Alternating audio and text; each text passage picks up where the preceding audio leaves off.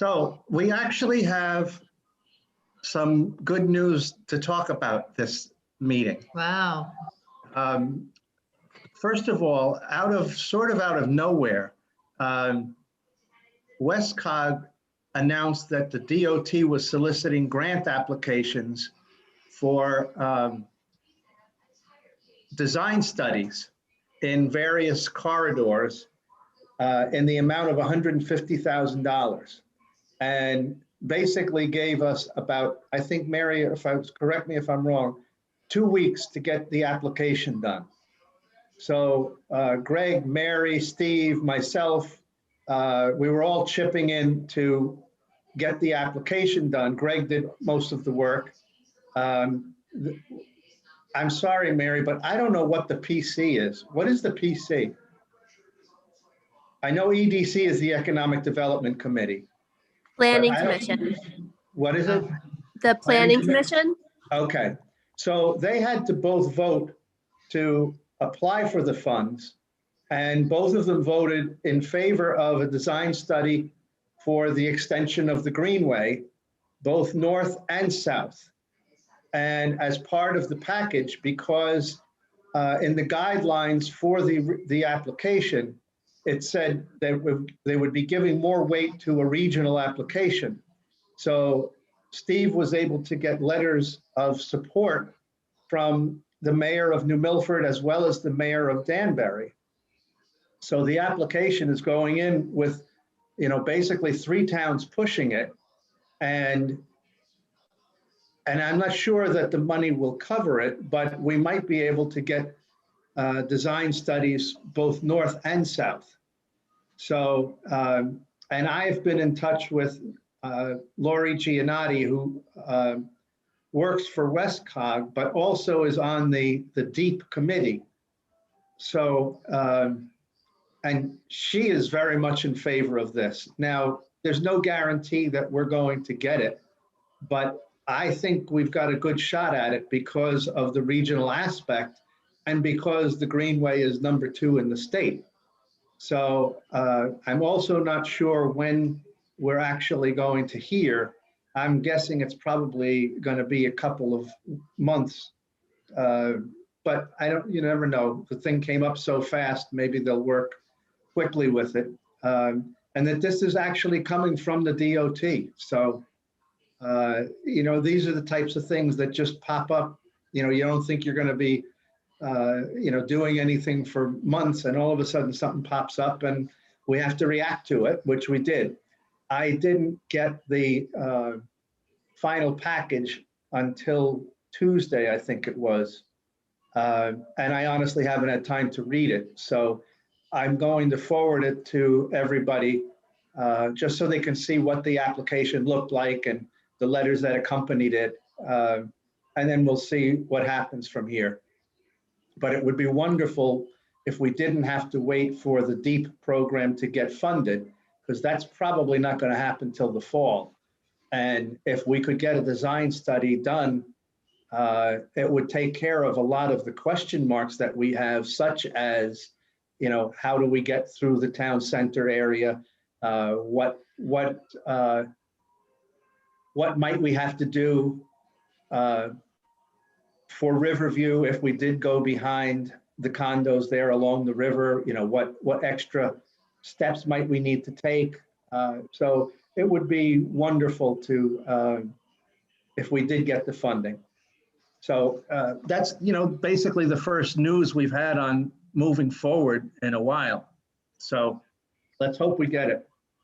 The other thing that happened in the April Connecticut Greenways Council Zoom meeting, which I've been attending, it's once a month.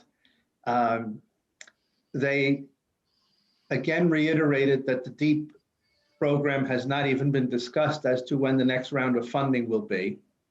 I think that I sent you a link in this to the map of the presentation that the guy from DOT, Jim Culpa, gave.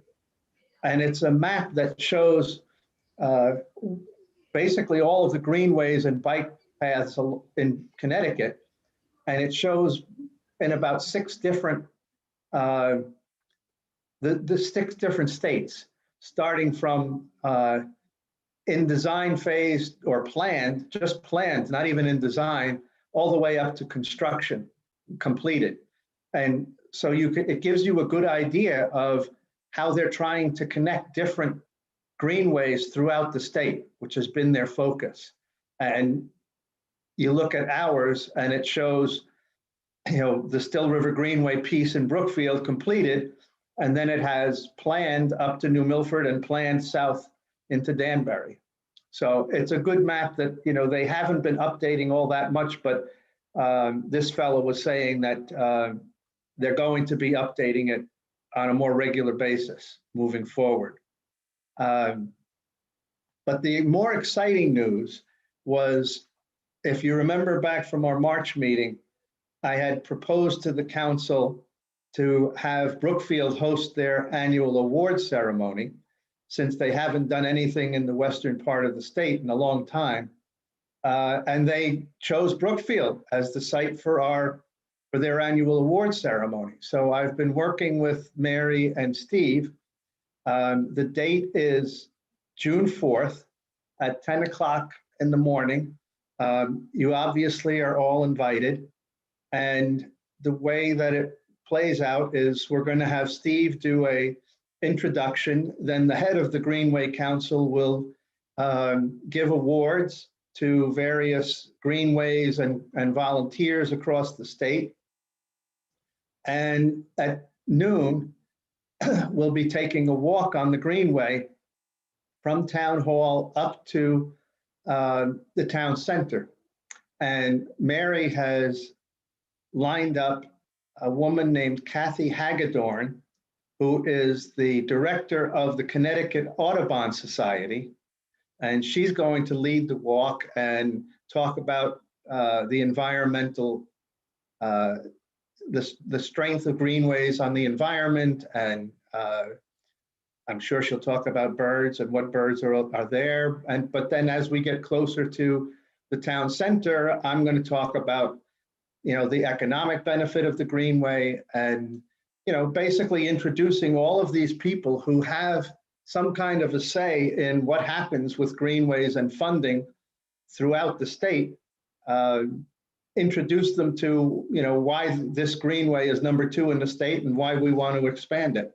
So it's a great opportunity to basically show off our greenway and get some of the more critical people on board. They expect about 50 people, and I've had Kathy is going to reach out to some of the people she's also on the trail committee in New Milford. So she's going to reach out to some of those people to come down to the ceremony as well. So that was very good news. We're all excited about it. And I think it will, if they haven't awarded that grant by the time this award ceremony takes place, I think having all of these people see the Greenway certainly would help our chances. So any questions, any thoughts about that? You're muted, Maureen. Yeah, so I think the more people that get to see the Greenway, the better. So I think it's a great opportunity and a good idea to recommend, the western part of the state be a site for the award ceremony. So it's good to get people here, to see this part of the state. And it's, great that the Still River Greenway is in Brookfield, but the future benefit of it going, both north and south into Danbury and New Milford, it just makes sense. Yeah. Maureen, would you be able to make that that morning? Because I'd love you to come on the walk and talk about the medical benefits. Sure. Yeah, I put it on my calendar. Great. Okay. Yeah. We'll call you Yeah. at 9:30 to remind you. I know, right? Yeah. Have Dan send me a text message. I don't have a clinic that day, so that's a good thing. Okay. Dan, could you move the, thank you. So I also wanted to talk about this TCI, because it was actually the bulk of the time that this guy spent talking. So the good news is that they're expecting to raise about $1 billion over a 9 to 10 year period. And some of that money will be used for greenways, trail improvements, bike and pedestrian safety improvements, adding bike lanes, and providing money, which Mary, I'm sure, would be happy to hear, for the upkeep of existing trails and greenways. The trick is, which they claim this isn't a tax. It's going to be funded by 5 to 10% increase in wholesale gasoline prices. So the wholesalers are going to be paying this to the state. And as politicians go, they don't expect the wholesalers to pass this along to consumers. So I think it's just a smokescreen, but I'll take the money. And, you know, in this case, we may not need to depend on the federal government for money if this program is successful. So I've really edited down what he discussed, but the good news is, you know, in a couple of years, there should be more money available from the state for anything related to trails and greenways. The census update. So across the state, usage was up 38% over 2019, which they attribute to people being home because of COVID. Now, it's interesting because our numbers don't reflect that, because we were shut down for 2 key months, 2.5 key months. And it seems like some of the other greenways either never shut down or limited the numbers, but did not see the kind of decrease that we saw because of the closure. And obviously April, May, and part of June are, you know, the largest months for the greenway. So it hurt our numbers overall. If you looked at the average numbers per day, they're also down, but not as much as 38%. So I'm sure that we've recovered by now, but I just found it interesting that I would have thought that all of the greenways would have closed at the same time, and that doesn't seem to have been the case, at least looking at the numbers. Mary, you have any insight on that?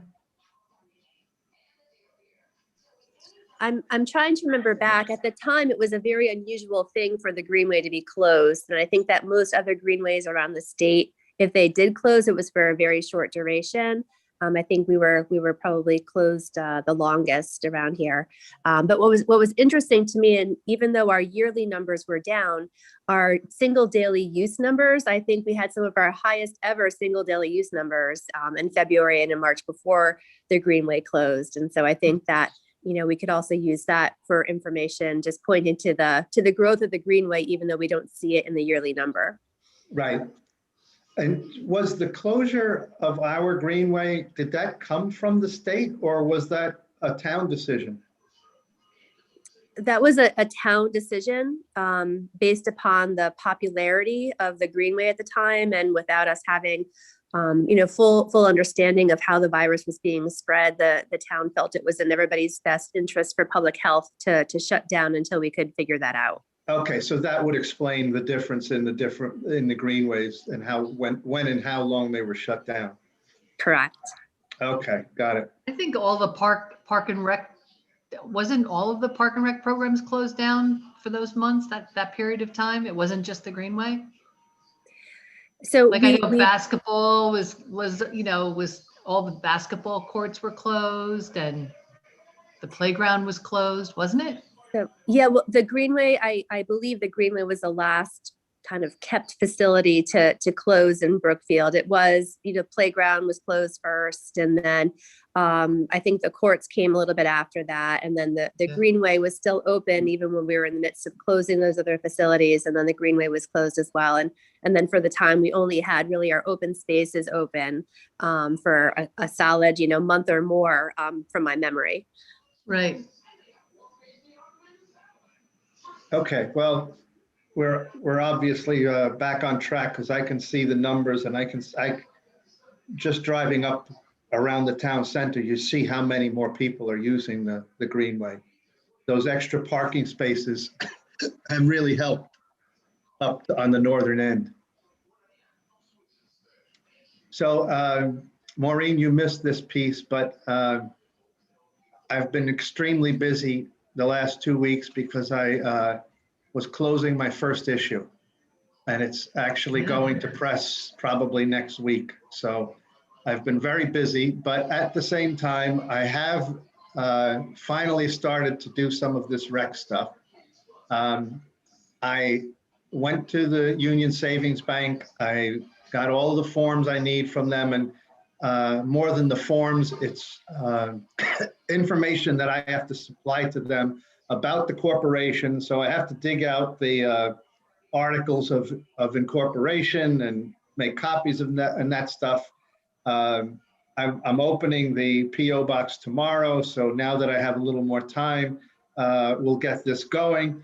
I wanted to ask Mary, how is the fundraising going for the gazebo?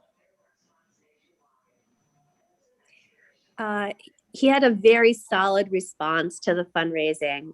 It was done primarily through social media and through signage, and he did have a very good response to it. Has he raised as much as he needs? He has, between what he raised and what the town had set aside from, had already collected in donations from previous fundraisers, as well as some capital funding that the town has put aside. He does have enough, or now the Boy Scouts have enough to complete the project. Okay, and what are they targeting for completion? I don't have a timeline. We just got the building permit last week. Okay. So I think probably early to midsummer, but I don't have a specific date yet. Okay, the reason I asked those questions was I was looking at if we, once we got rec back up and running, that if we needed to, we could use rec as one of the fundraising vehicles as well. But if you have enough money already, then we don't need to. Yeah, no, that particular project should be all set. Okay. So Bo, I will, if I need you for anything, any of these forms, I'll let you know. As of now, you don't have to do anything with the bank. I have to get these documents first, and then we'll take it from there. Okay. All right. Any other thoughts? Any other questions that you guys have? Maureen, anything? So the grant that that you all worked on, is there a deadline that's already been submitted, right? And then do they give you an approximate time of when you'd be notified? I haven't heard that, and I don't know if it's, as I said, I haven't read the application. It may be on the application, but I don't think it is. I know that Greg got it in on time, which was it was due last Friday. Okay. But I haven't heard when they're expecting to make the vote. Okay. I know that it has to go through several steps. The first is each of the COGs has to vote on it, on projects in their area. So assuming Westcog voted for us, it then goes to, all of whatever it is, 8 or 10 COGs submit their project to the DOT, and then the DOT will decide which projects they're going to fund. So I imagine this is going to take at least a couple of weeks, if not a couple of months. Right. But I'll try to find out from Greg when I send you the package, if he's heard of any timeline. Jay, Mhm. I actually have that information if helpful. Okay, great. Probably the most important deadline would be that July 1st, 2021, WestCog to submit priority applications to CTDOT. So definitely by July 1st, we would know if the project is going to be recommended. Okay, so that's actually good news because all of those people will be walking the Greenway on June 4th. Yeah, So, yeah, I don't know what other projects WestCog has, what other applications came in, but I get the sense that Lori is in favor of our project. it's good So news. we'll keep our That's fingers great. crossed. Good hustle. Yes, there's a lot of people did a lot of work, but Greg did most of it. So It's we great. need to thank him. Mhm. And I'm sure Mary did a lot too. No, Greg did the bulk of it. So, all right. Well, with that, I think we'll call it a meeting and I'll send that out to you guys tomorrow or Friday. All right. Thank you Thank so you. much. Dan, thank Thank you. you.